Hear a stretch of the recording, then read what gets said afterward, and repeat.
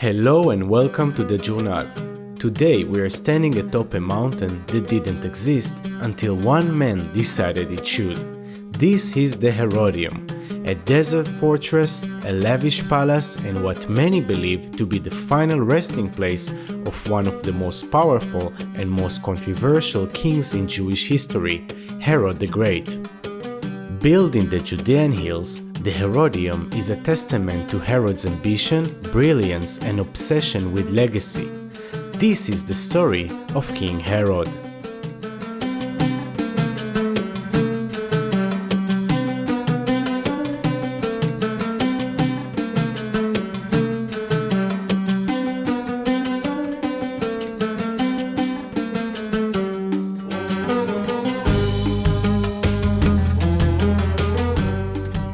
Welcome to the Herodian Mountain. The Herodian Mountain is the one place that King Herod, the phenomenal builder, named after himself. We're going to see his palace, fortress, the administrative center, the tunnels in the mountain with the cisterns inside them that the rebels built to fight the Romans. Phenomenal sight, Herodian Mountain. Let's go see it.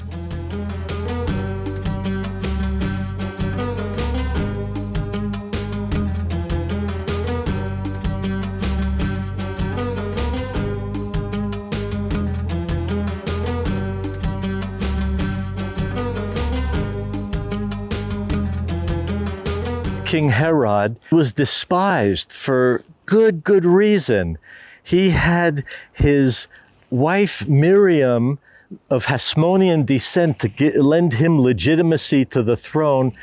He had her executed, and then he had her embalmed in honey, and they say that he continued to love her. So he was despised for many good reasons. He killed his own sons who he thought were rebelling against him. And all this time, he was not of the priestly class. He was not of the Davidic lineage. He tried to ingratiate himself with the Jewish people. And how did he do that? Through his building program. So he rebuilt the temple in Jerusalem that was known in the Roman world as the most beautiful building in the world. They said in Rome, if you haven't seen Herod's temple, you don't know what a beautiful building is. He built the cave of the patriarchs in Hebron. He built Caesarea Maritima, a modern city with a deep water port, and the fortresses in the desert, Masada and Herodion and Machvar across the way, Horkanya and Kypros. So we have this opportunity to visit the one site that he named after himself. What we have here at Herodium is a mountain palace, fortress, and administrative center, which eventually became Herod's mausoleum. To fill you in on the backstory of Herodium, we'll go to the history at the time before Herod's rise to power. So the year is 40 BCE, and the Hasmoneans are rulers for the past 120, 140 years in Eretz Yisrael. And there is a Hasmonean in Jerusalem, Matityahu Antigonus. And at the time, since 63 BCE, we are vassals subject to Rome. In 40 BCE, along come the enemy of Rome, the Parthians from the east, and they persuade Matityahu Antigonus to abandon Rome and join the Parthians, and they anoint him king.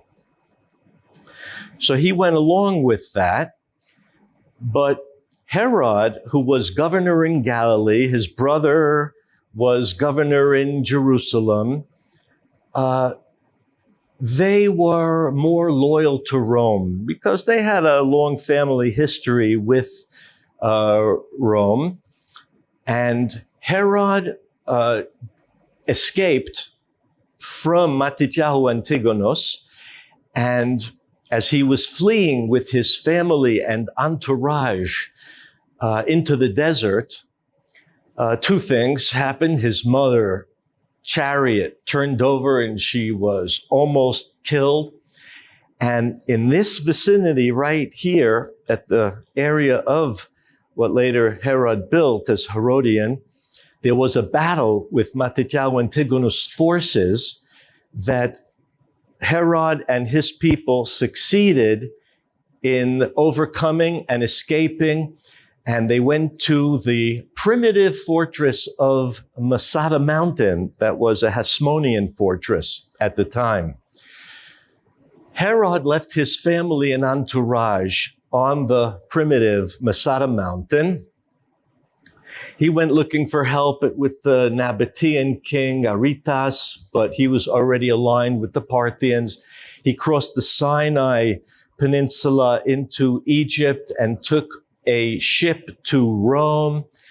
And just as the Romans in the Senate were wondering, what are we going to do about these Parthians?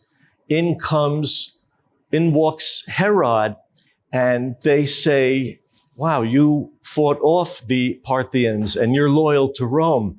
We're making you king, and you go back and conquer the land of Judea, and you will rule from Judea.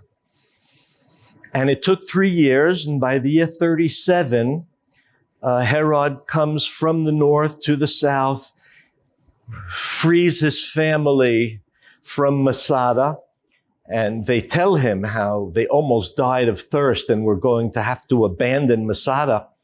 But a sudden cloudburst filled the cisterns there and they were saved. Herod remembered this, and when you visit Masada, you'll see the phenomenal water system he built there for Masada. So as Herod is ruling now, he was never well liked. He wasn't loved. He wasn't liked for several reasons. First of all, he wasn't from the priestly class, who they were the typical leaders and the high priests. And he wasn't from the Davidic line. And then he was also a little extreme, crazy. He had married a Hasmonean girl, Miriam, and had 2 sons with her. And when he suspected that they were plotting to overthrow him, he killed them and executed Miriam too. So he was despised for all these reasons. Now, Herod came from Idumean stock. The Idumeans were a people that were historically the Edomites from across the Jordan Valley. They were the enemies of Israel. And when the first temple fell, the Edomites heard that the Jews are lost, down, disarray, and they said, let's go grab their good territory. And they came and they settled in the area of Judea, south of Jerusalem, an area extending from around here to Beersheba, from around the Dead Sea to Beit Govrin, Maresha, where Herod himself was born. So Herod is king. To ingratiate himself with the Jewish people, he goes on a tremendous building campaign. He builds fortresses in the desert, and Caesarea Maritima on the coast with a deep water port.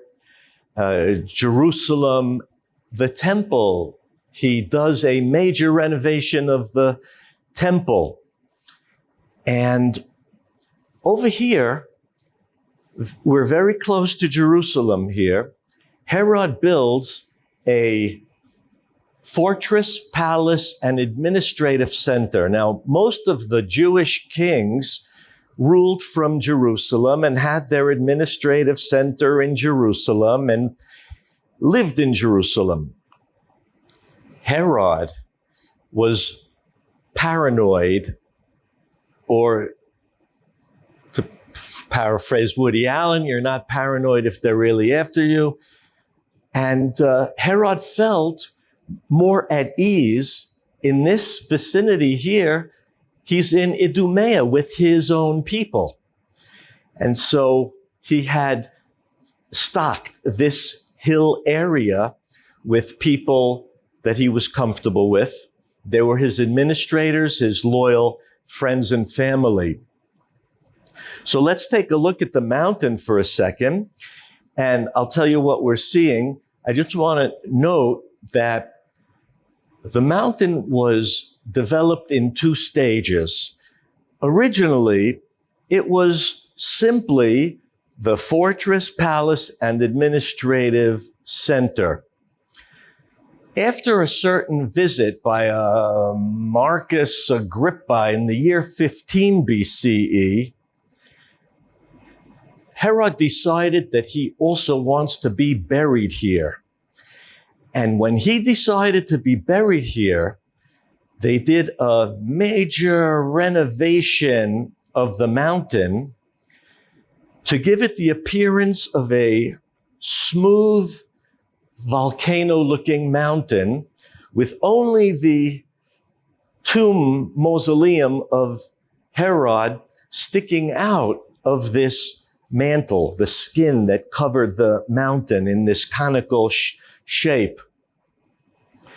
So this was only understood during the excavations because we always looked at this mountain as a smooth mountain. We thought, oh, okay, it was built like this. But if you come close and you see, we have a Roman-style theater that Herod had built. We have uncovered warehouses. There was also a mansion nearby that were only uncovered in the excavations because after Herod decided to be buried here, he had the walls, everything cut down to the angle that the mountain was to take the shape of, and covered with packed earth and buried, and a job that was done so expertly well that if it wasn't for archaeologists coming and scratching away at this surface, it remained intact for 2,000 years. I'm going to walk around. I want to give you a look-see. I suggest you follow me for a sec. Come look here. This is just before we go out and up and around. I want you to still have an idea of the pièce de la résistance, the mountain, palace, and fortress. Look at this. It was built round, two concentric retaining walls, 2.5 meters width, with 5 stories above ground and 2 below ground. And they even show you the arched ceilings of the underground corridor. So this corridor went full circle around the periphery of the mountain. The palace fortress had 4 towers. The eastern tower was the tallest tower. It faced the desert where an army could threaten Jerusalem. In the time that Herod was here, this was his personal, private chateau. He had a wonderful breeze here. Even on the hottest days, he could go up there and enjoy the breeze. And this had a water cistern built into the base of it. Otherwise, these corridors would go around. These 3 towers were semicircular, half circles, and they had 5 floors with 4 rooms on each floor, so 20 rooms in each of these towers to house friends, family, or soldiers.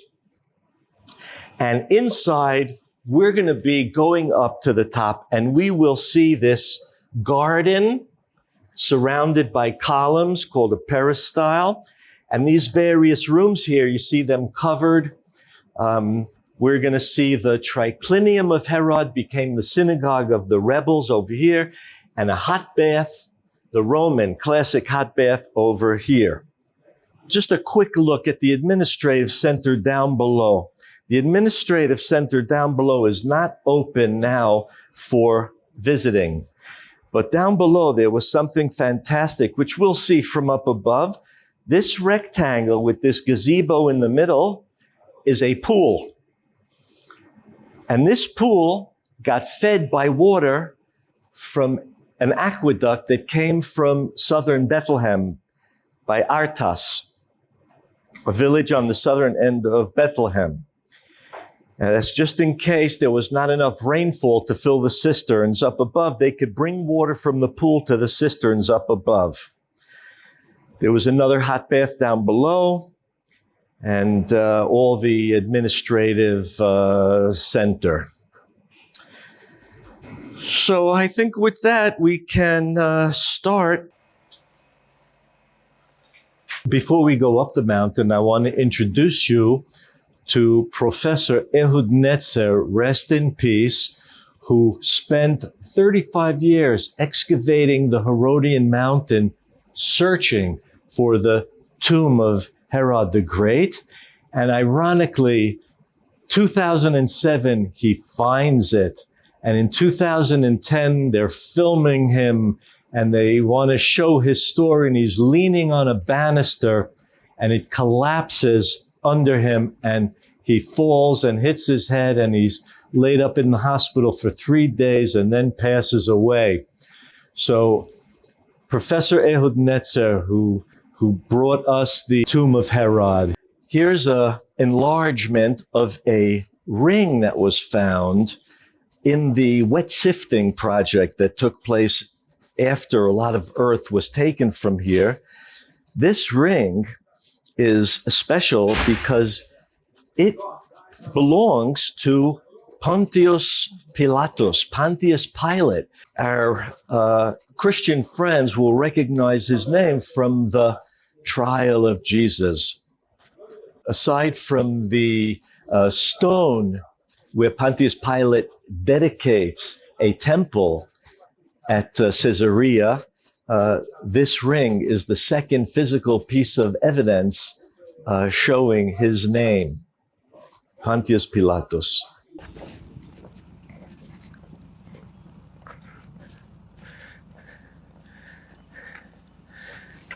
There's a lizard sunbathing on the rolling stones. So these are rolling stones, not balustra. Balustra are more the size of oranges. These rolling stones would be kept on the top of the fortress walls. And when the enemy is approaching, they would push the rolling stones upon the enemy. And so these were actually found up on top. And they were only rolled down here in the 1930s during the British-led excavation. The young Bedouin helpers pushed them over. The question is, why were they on top? Why didn't the rebels roll it onto the enemy? The enemy had such accurate firepower with arrows and balustra that they couldn't face them.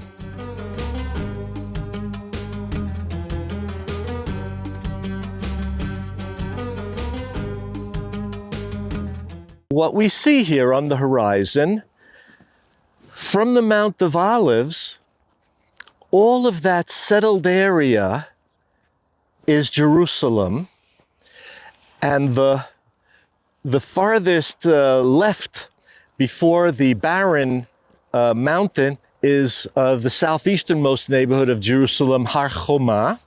And then farther to the left, you have the outskirts of Bethlehem. On the hilltop with the antenna is Har Gilo. And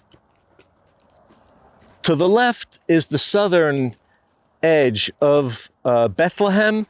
And after that, you will start to see some of the housing of Ephrat over the ridge that we see here. And down below us here, we see the rectangular pool. It was fed by an aqueduct from Artas. That's at the southern end of Bethlehem, where Solomon's pools are. And so a short 7-kilometer or less aqueduct fed fresh water to the base here.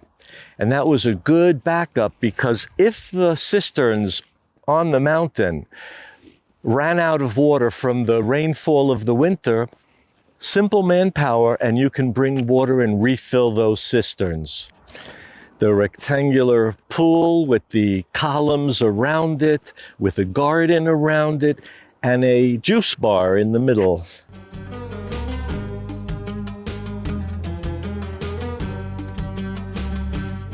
Around the year after Ehud Netzer discovered the location of the tomb, in 2008, they uncovered this Roman-style theater built by Herod here on the mountain. So if you've been to Caesarea, you've seen a theater that holds around 3,000 people.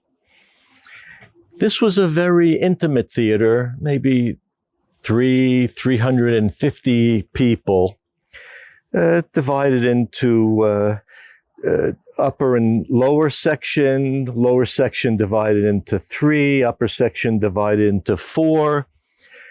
This is the cavea, or the audience, a little half-circle orchestra, and the stage. And what was really unique here was that they discovered a royal viewing box of King Herod. So while everyone was sitting down here, Herod could entertain in the royal room over here. And in here, they found something that is unique for building in Eretz Yisrael, even by Herod. Everywhere else, Herod was very cautious not to offend the sensibilities of the Jewish law, and he never portrayed human faces. In here, he did a renovation for the visit of Marcus Agrippa, and he did something where he had wall paintings made, and they had images, animals and faces of soldiers. He could get away with that here because this was the royal room. And he knew that the hoi polloi, the amcha, could not get into here. And so he didn't really risk offending anyone. So when you come visit Herodium, where the royal viewing box is an audiovisual presentation. The builder of this theater is ordered by Herod to come back to destroy it. Why is he destroying it? Because once Herod decides that the mountain will be his monument at his grave, all of the walls had to be cut down on the angle of the volcano shape that would be covered up. And so like this theater, they had walls standing that had to be cut down along the slope, and the earth filled in and packed in so that when you looked at it from the distance, it looked like a perfectly formed volcano. I'll just say a word here. Before we actually start climbing the stairs, when you come here and you reach the bottom of the stairs, look up and you'll see a shaded patio that's looking down on the little remains, what remains of Herod's tomb. And as you look up, you'll also see that the stairs are enveloped by the mountain fill. When we go through the stairs, I'll point out evidence of why we know that this was a temporary fix. While Herod was still alive, he wanted access to the palace. And so he had these stairs working with retaining walls and buttresses to prevent it from collapsing in. And so they could access the palace. After Herod's death, there was no more palace, no more access. And the stairs were filled in with earth, and that's what the archaeologists were excavating for years. As we will go up there, we will walk through the entryway, the official entryway, as in 2,000 years ago, like we see at Masada, where you go through an entryway. Here was a beautiful entryway, and we'll see that. And I'll explain as we go up. So I want you to look down off this patio is the foundation of the mausoleum. What you see over here and what you see over here. And what you'll see when we look down below in a second is down at this level. Down at this level, these are where the remains are from this whole big, beautiful mausoleum. Now, there's a very interesting reason for this. I told you that Herod was not well liked. He was despised. Herod built this beautiful monument to himself so that when he's dead, he has a beautiful view of Jerusalem like living people don't have. And this monument stood here for around 75 years or 80 years until during the Great Revolt, the rebels that come here, they despise Herod. And they're up on this mountain and they take sledgehammers and they purposely destroy this whole big structure because they detested Herod so much. We're going to see what's down below. There was a space in here. There was a room over here, and there was a room over here. The archaeologists found the remains of 3 sarcophagi, stone coffins. One of them was especially beautiful, made from red stone with a beautiful design of a rosette on it. And that would have been Herod's, and that would have been up here. 2 other sarcophagi were found of beautiful white stone, and those were probably in this room, but they were found smashed to smithereens like everything else, and thrown out. So this was the rebels that came here and were fighting the Romans and despised Herod, and they destroyed everything.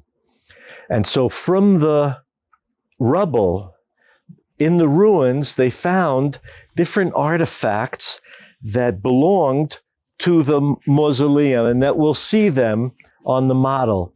Like this is a replica of a cremation urn that was found here. A cremation urn would be hollow, and ashes of the burnt body would be stored inside it.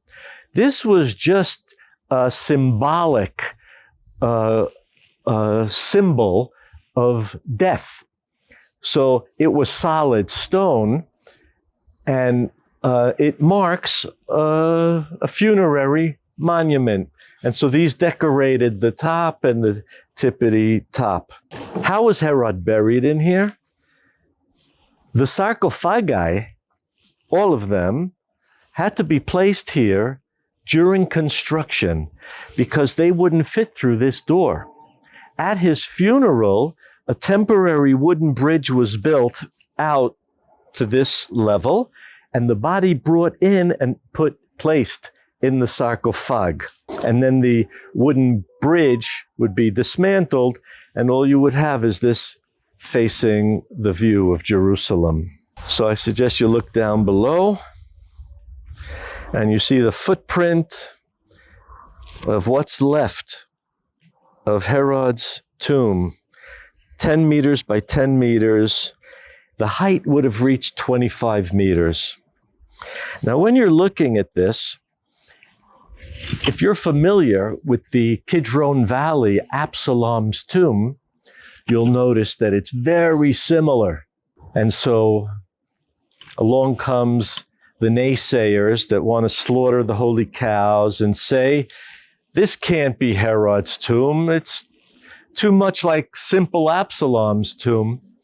But Absalom's tomb, maybe 19 meters tall, this 25 meters tall. Absalom's tomb is tomb and monument. Here, this is the tomb, and the whole mountain becomes the monument. How did they know it looked like this? So enough of the pieces were found in the rubble for the archaeologists to piece it together, because there was a manual of architectural manual by a famous architect back in the day named Vitruvius, and they would know the relationship between the footprint to the height. And so more or less, they found pieces and put it all together. Everything that's built here, some pieces were found of it. If you can get a good look, you can see that the mountain nearby has been quarried down. And why is that? For a double reason. When building this fortress palace, Herod or the engineers or the builders or the generals thought that this hill is too tall for comfort. If they'll ever be attacked, this would be a good place to attack from. So they wanted to lower it down. And then they used the rubble from that mountain to fill all of the fill that Herodian mountain is built upon. Because you see here a small piece, maybe a 10-meter stretch of a angled retaining wall that goes, it's buried, but it goes all around the mountain. Above it, it's artificial. The top third of the mountain that we visit is artificial fill. And so some of this rock is used in the artificial fill. We can see the wood that the rebels took from the furniture, from the construction of the palace up above, in order to support the roofs of tunnels that they dug. 2,000-year-old wood preserved because of the dry desert heat, air. This is from that mountain. You recognize the rock from that mountain is like this one. The mountain you just showed. Yeah, Wow. yeah.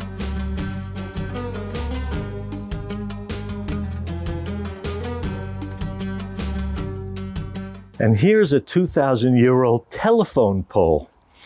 They didn't have cell phones, but they had telephone poles. Look, it gets interesting over here, if you're an archaeologist, because here is the original stairway that was originally open and exposed.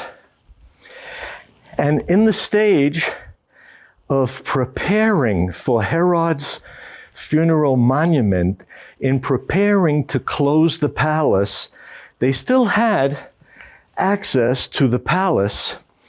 So the Herodian builders put walls here made of stone, and they built all these arches. There are 12 arches on different levels that support the retaining walls from collapsing in. Now, we know that it was a temporary fix. And how do we know?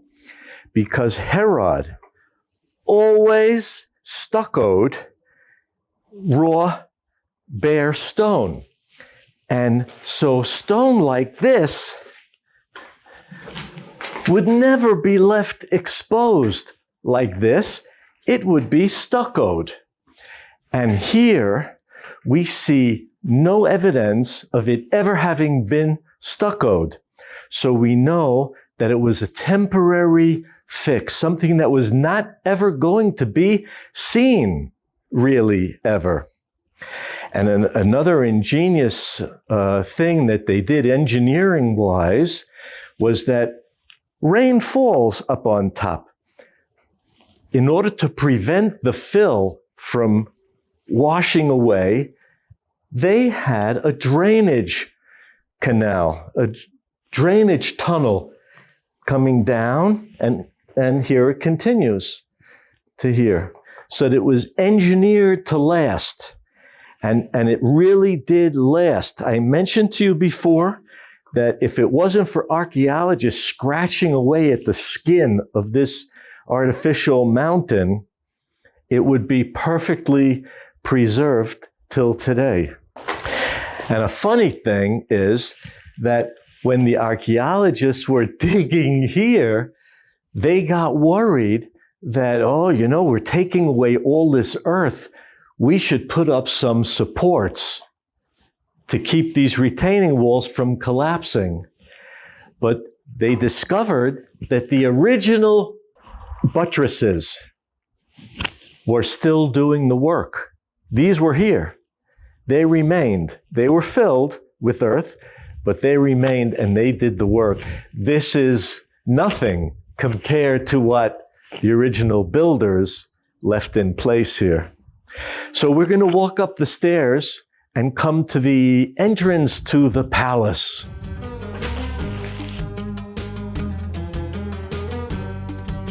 We come to where the original entrance was. Anyone visiting the palace here would come up through this entryway and come into a beautiful room. This doesn't belong. This is part of the engineered fill of when they sealed the palace. So let's imagine it away and come in and look at the beautiful frescoes painted on the walls here. Now these were taken down and they were preserved at the Israel Museum by their experts and replaced back up here.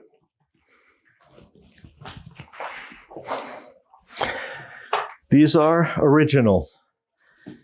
Now here's a place where you can look into the corridor.